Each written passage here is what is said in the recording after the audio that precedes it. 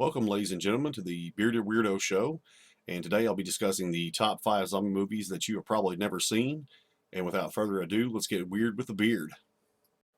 Number 1, 1955's Creature with the Atom Brain. This film is considered to me to be the atomic age film with some zombie-style elements thrown in. It starts out with a pretty gruesome murder in the beginning and an interesting plot twist. The premise strikes me as being ripped off by Universal Soldier due to some of the similar elements it shares. Seemingly indestructible foot soldiers who obey the commands of their creators. The film ends with a nice climatic battle royale and doesn't fail to deliver. Number 2, 1964's Incredibly Strange Creatures Who Stopped Living and Became Mixed Up Zombies. According to some, this zombie movie holds a current title of having the longest title in its name. I cannot say much about it besides that it's pretty much a musical disguised as a zombie movie. The plot is pretty incoherent and the zombies really aren't zombies in the traditional sense of the word. They're more disfigured people who have been hypnotized.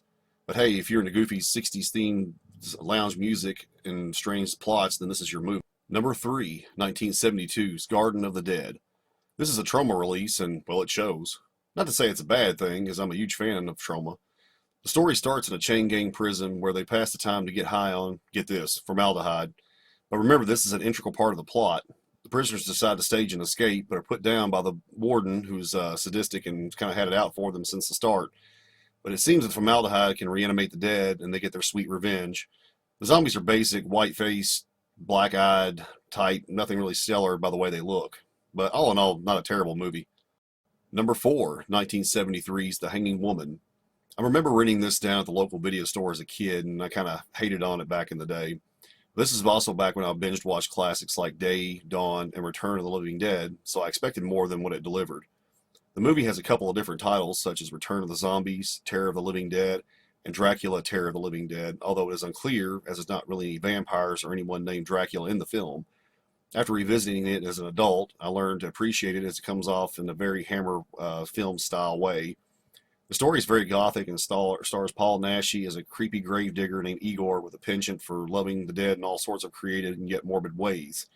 It's a very cool plot twist and some foreshadowing if you can catch a particular scene within the movie. Fans of Hammer film may want to give this one a go. Number 5, 1974's The Corpse Eaters. This Canadian gem was created on a budget of $36,000 and was considered to be Canada's first gore film. It reminds me a lot of The Children Shouldn't Play with Dead Things in terms of the plot and feel of the film.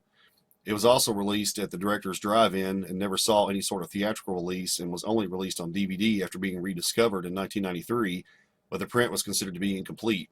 It boasts an awesome trailer and the story is similar to compared with Children, and the ending is a little strange and doesn't really make much sense. The special effects are nice, and as mentioned in the trailer, strongly recommends looking away or grabbing a barf bag during the gory parts.